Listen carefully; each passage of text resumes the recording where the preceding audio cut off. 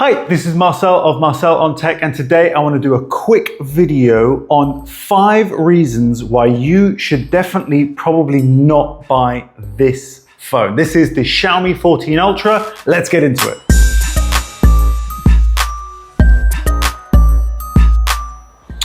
Okay, so today we're talking about this, what is quite an amazing phone, but it's not perfect. No phone is perfect. Having used this now for just over a week, as much as I can as my daily driver, I want to give you the reasons as to why you should not perhaps consider getting this device as my first sort of impressions of this one. Now, I have got a video for my first impressions and unboxing and so on of this device, but I want to tell you why you maybe want to reconsider spending, most importantly, your hard-earned money on this device. So reason number 1, the design. Now, in the hand, it's quite a nice feel, but that camera bump is very, very significant. It's heavy, so it does tip it forward because, of course, there is an awful lot of camera glass there and almost doubles the thickness of the phone as well at the back there. And when it's in your pocket, particularly if you have the screen facing your leg, etc., you can see this large circular bulge. It's very, very obvious. Now, if that's not something that's going to bother you, then it doesn't really matter. But if you're going to case it up like I did, I put the protective case on here, it doesn't matter how narrow or slimline that case is, it's always going to be thickening out the phone even more. So it's not ideal in terms of the design because of the bulk that's connected to it. Second reason. Now, you've got this new system from Xiaomi called the Hyper OS system. Now, the point of it is that it's supposed to allow for more connectivity within the Xiaomi ecosystem. But if you haven't got the Xiaomi ecosystem, it's quite far away from the standard vanilla operating system of Android 14. It does have Android 14 on it, but it is a little bit more gamified. It's typically quite Chinese in that way.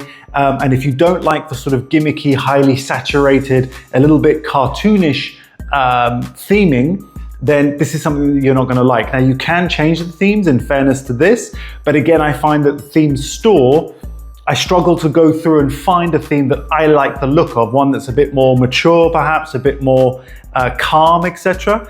They do exist, you just have to look for them, but I find that the standard ones or popular ones inside the theme store of the phone are all a bit childish, really, if I'm honest. Okay, reason number 3. Now, this does come with some pre-installed apps. Now, it's not the end of the world.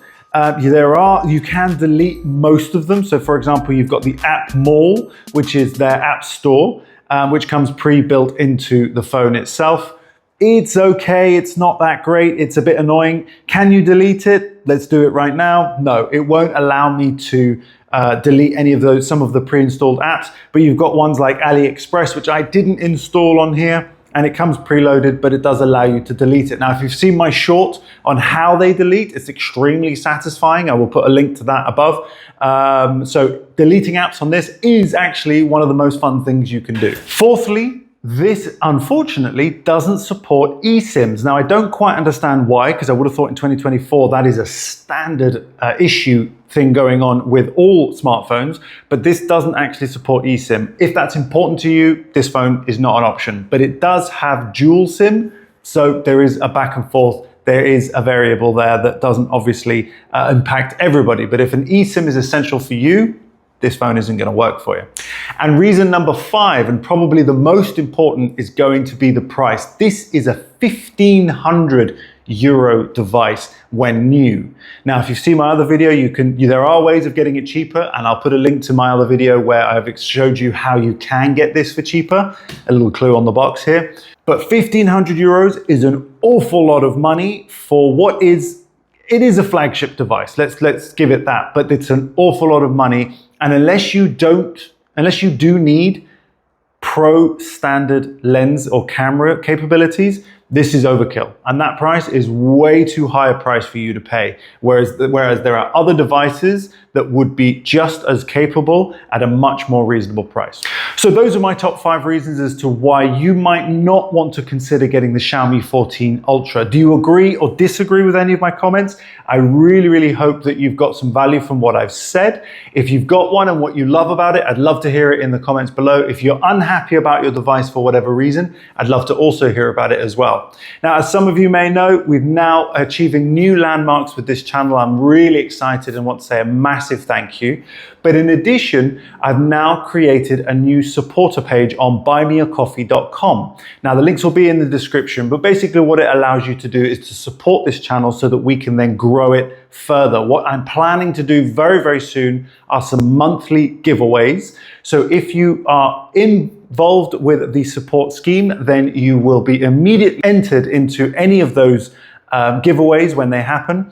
And you'll be notified directly as well. So you'll have the leading edge if you decide to support me through buymeacoffee.com/Marcel on Tech. So I really hope you do that. I hope you enjoyed this video. Please let me know your thoughts.